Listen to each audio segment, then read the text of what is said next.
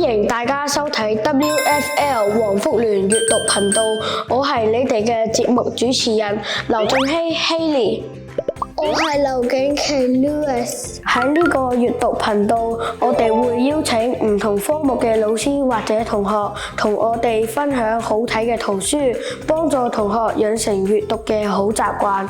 事不宜遲，我哋快啲開始今集嘅內容啦！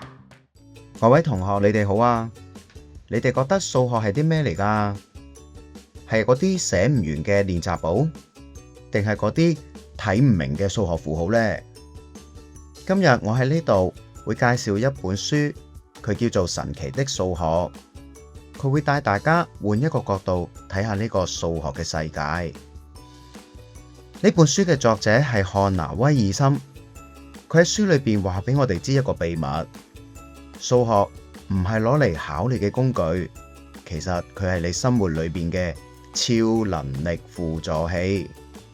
如果喺生活裏邊冇咗數學，你諗下，你去超級市場買嘢，點知道自己有冇找錯錢呢？喺運動會嘅時候，你又點可以分到邊個贏邊個輸啊？不如我哋今日就一齊嚟睇下數學係點樣活喺我哋生活裏邊啦。第一站，寵物店的倍數魔法。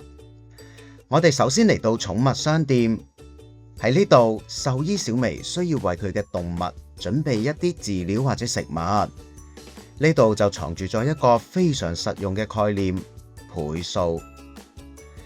我哋先睇下倉鼠飼料，一盒就有2包。咁如果需要14包，我哋要預備幾多盒先夠呢？可能你會覺得咁簡單㗎，答案咪就係7咯。其實你已經運用咗數學嘅邏輯啦。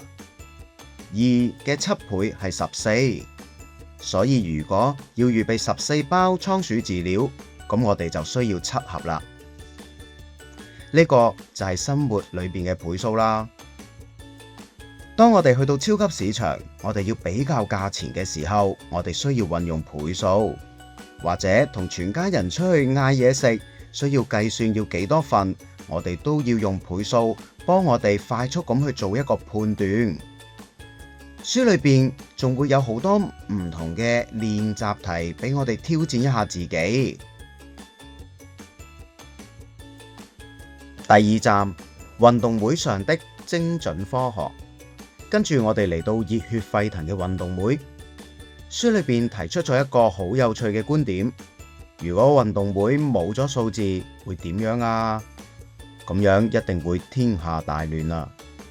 冇咗數字，我哋唔知道跳高跳到幾高，又唔知道擲標槍可以擲到幾遠。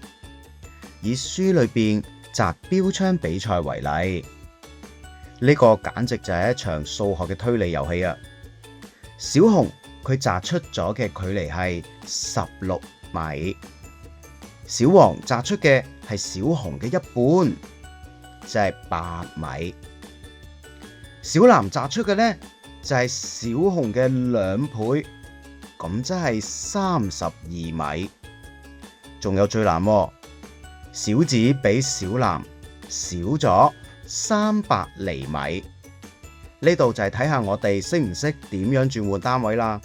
300厘米即係3米，所以小紫擲出嘅就係29米啦。數學令到競爭變得更加公平。喺運動場上邊，每1厘米、每1秒嘅差距都可以靠數字精確咁樣記錄落嚟。如果你想打破紀錄，你首先就要學識同數字做好朋友啦。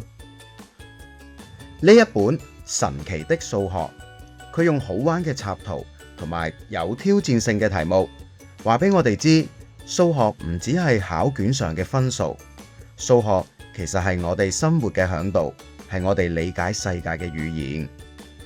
當你學識咗倍數，你就係一個理財小達人；當你學識測量換算單位，你就係科學嘅小偵探。